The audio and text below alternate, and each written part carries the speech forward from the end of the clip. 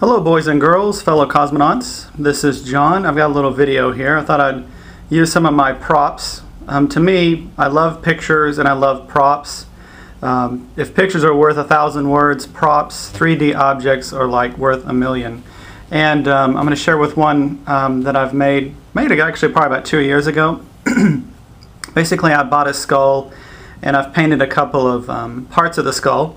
First, I kind of stole from the Grateful Dead, kind of used their symbol. Of course, my symbol is black and white instead of red and blue. And this is 777, it's the 7th chakra. And then the black is the yin brain, the feminine brain, which is on the right side. And then we have the white for yang, the masculine brain. So we're going to go over some of the structures inside the head, the main one being the sphenoid. So, like the Grateful Dead, I'm going to still this guy's face. So I'm going to take the face off. And here, inside of the skull, we have the sphenoid bone, and we're going to discuss that. And this right here, these are the ventricles. The ventricles, these are actually fluid-filled. And to me, this is like the part of the brain that tunes into vibration. Actually, some say that if you turn the ventricles a specific way, you can get the Om symbol to show up. I've played with it, and that's about as close as I can getting the Om. You kind of see the 3 and that back aspect. And this goes into the higher brain, the lower brain, and the cerebellum, this part here. And fluid holds vibration, so Om being a sound, different vibrations carry these frequencies throughout the brain. But what we're going to mostly focus on is the sphenoid bone.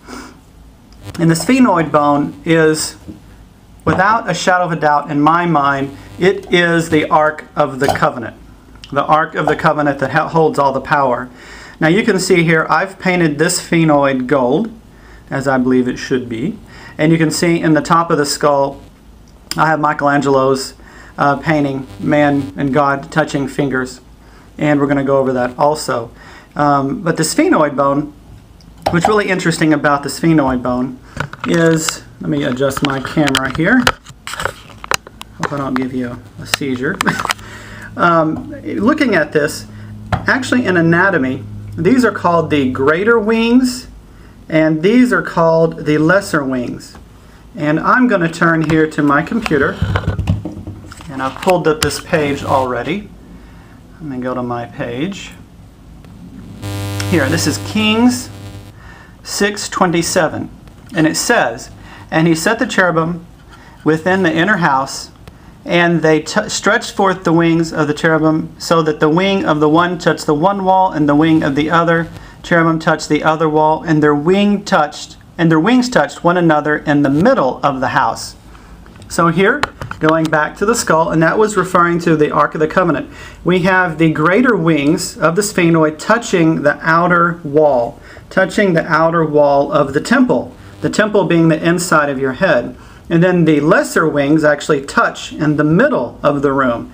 You ever notice that temples, they were always built huge, and they had this huge dome to them and this inside empty space. A lot of empty space more than anything inside. Well, to me, it all represents the skull, the brain. There's a couple of interesting things about the sphenoid bone. Number one is this little indention here. And this little indention here is called the sella turcica, and it's a Turkish saddle is what it means. And you can kind of see from this angle, it's just a little pocket. And this little pocket is actually where the pituitary sits. Now, an interesting thing about the pituitary, and going into what is inside of the Ark of the Covenant, they say there are a couple of objects inside the Ark of the Covenant. Number one are the 2 stone tablets that the 10 Commandments are upon. And to me, the pituitary is the 10 Commandments. You have 2 lobes of the pituitary, and the commandments are the hormones. Just above, up here, we have the hypothalamus. In the hypothalamus, whenever you mentally feel a particular way or emotionally, neurochemicals are produced that goes down the pituitary. Pituitary releases hormones, the commandments of the body, and it affects the other endocrine glands, and all the endocrines are attached to chakras. So there's the chakra hormonal neurochemical tie-in. And it's right there sitting inside of the sphenoid, inside of the Ark of the Covenant. Another thing that is inside, that they say inside of the Ark of the Covenant, is Aaron's rod. And Aaron's rod is the staff that was thrown down that turned into snakes. And the spinal cord comes right through here and touching that sphenoid. So I think that's pretty interesting also. So without a shadow of a doubt, to me, this is the Ark of the Covenant. You can see the wing structure here. And I want to go a couple of other things. Here, let me pull up a page I've put together here on the computer. Not sure how this is going to turn out on film. This is one of the classes I've done before. I'm going to get to the pages I want. Okay, here's the page I want. So here, like you have that Michelangelo's creation of man, which I had in the upper part of the skull. I printed that out and stuck it in the top there. Because to me, that the skull is the temple. And actually, if you touch your temples, you know, the part of your head just behind your eye, in front of your ear, what we call the temple, look where that sits. That sphenoid, if you're touching that sphenoid, if you're touching your temples, and literally, if you're touching your temples, like if you're holding your head and touching your temples, you're touching the Ark of the Covenant and tapping into the pituitary. Here in Michelangelo's picture, what is shown is that if you look at the outside of God's robe here, the outside of God's robe is literally in the shape of a brain. And the arm that's coming out from God is coming out of the pituitary area. You can see it better in this picture. So Michelangelo had hidden some information and within the cloak of God is the brain, which I find really fascinating. So that's why I put that picture in the top of the skull. So literally, we are walking around. We don't need to go to a temple because we're carrying a temple within us 24/7. It's right there. It's where our hormones are, our neurochemicals, where our mental and emotional focus are that govern our own temple. Of course, we're affected by what other people are putting in there also. That's why it becomes important to become in charge of your own energy, in charge of your own thoughts and emotions. I'm going to go back. I want to cover a couple of things here. I'm kind of doing a juggling act. Going back to the part of the brain, you see here the Eye of Horus. And literally, Eye of Horus is referring to some other parts of the brain. The pons is right in this area here. We have the thalamus, and this curly part goes back into the cerebellum. Again, all the symbolism is referring back to our own temple that we have within ourselves. So we carry the Ark of the Covenant within us. And our pituitary is sitting inside of the Ark of the Covenant. And by controlling our thoughts, our emotions, our hormones, our endocrines, and our chakras, we become to master ourselves. In the Bible, it says that the only person that can open the Torah is is Jesus. And to me, Jesus is actually representative of a consciousness. I'm not saying that there wasn't a being that was Jesus, but to me, Jesus represented a certain amount of consciousness. And so did Buddha. For example, Buddha is like that consciousness that sits at the base of your skull. And you can look at this as a tree, your brain being a tree. Remember, Buddha sat at the base of the Bodhi tree and became enlightened. We have to have that Buddha consciousness, which is awareness of where our thoughts and our visuals are. And then the second part of that is getting in touch with the Christ consciousness, which resides in the heart. They both go one in one. And actually, you can't reside in the heart in a loving space unless you have the awareness. And you can't reside completely in the mind like you need to be unless you're in the heart, Christ. So Christ and Buddha, in a way, we need to marry in our consciousness. Around our body is a toroidal field. This is a little toroidal field that I put together. Let me move this object here. And basically it's two lids that I glued together, and then we have funnels in the center. Well, basically this is the energy field around your body. It's the same kind of energy field that is around the earth, around the sun, around just about every living object, planets, everything. And we have the chakra system that go down the center. And this field is called the toroidal field, which sounds a lot like Torah, doesn't it? So in order to open up our complete power to open up this tube, which is actually called a torsion tube, down the center here. To open that tora up, we have to have gotten into our heart, which is the center of this toroidal field, the center of our chakra system. The heart is the center of the chakra system. We have 3 chakras below, 3 chakras above, and the heart is in the center. The 3 chakras below are all masculine. The root chakra is about survival, sexuality, creativity, and power. That's male. You think about males, that has a lot to do with masculine energy. And then the feminine, the upper, has to do with the voice. Females want to talk more typically than men. We have the intuition. Women typically more intuitive. And then there's the God consciousness.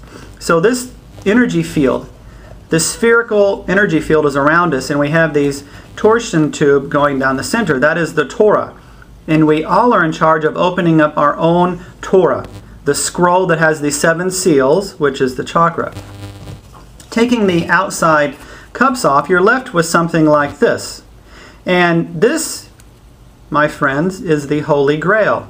The Holy Grail is actually, here's the heart, where the heart chakra would be. Then you have the 3 lower chakras and then the 3 upper chakras. And we marry the masculine part of us to the feminine part of us through the heart. Through being in a loving, unconditional loving space, being in the Christ consciousness, we open this torsion field up. This Holy Grail. Once we open it up, we have access to our power. And while we're here on this earth, we're learning different things so that we can be in charge of this powerful, immense power in a healthy, balanced way. Our experiences are helping us do that. So this is an energy field. This would be your heart, head, and this is the lower part of your body. This energy field is around you, and that is this is the Holy Grail. Doesn't it look like a grail? That's the Holy Grail. It's the energy that goes down the center of you.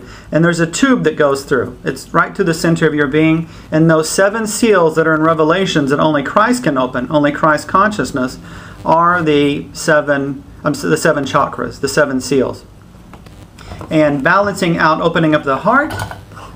Once you open up the heart, then you have access to this immense power that resides within your own Ark of the Covenant. So the Bible is like this groovy astral story telling you about yourself. All the stories are found within your body.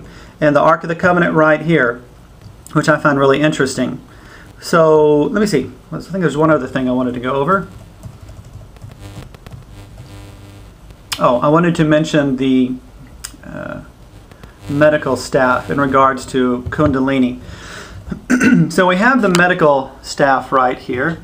Hopefully this picture comes out good enough. Here's the medical staff. So you have the chakras up the medical staff, and then you have this circle orb on top, and then the wings. Okay. So the 6th chakra, which is regarding the pituitary, this is the 6th chakra. Then you go into the 7th chakra, which is the pituitary gland that is floating just above and behind the pituitary, about in this area here. So that here's the pituitary, here's the pineal gland right about here. That's the 7th chakra.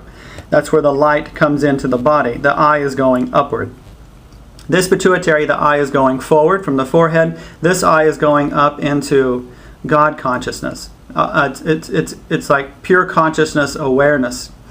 And the orb that you see on top of the medical staff, the orb is representative of the pineal gland, and the wings are literally the corpus callosum that span the left and right hemispheres of the brain. So the corpus callosum, the wings on top of the medical staff, represent the pituitary seal being open, the pineal being opened, and then the left and right brain being completely in balance through the corpus callosum that connect left and right brain. And there you have the Ark of the Covenant. Right there in the center, it's the keystone of the skull. It holds a lot of things together. Again, it's the huge temple. When you go to the temple to worship, and the Ark of the Covenant being there at the front of the temple, there it is right there. You have access to it. You've always had access to it. It's in your own head. Anyway, thought I'd do a quick little video, and I'll talk to you later. Peace out.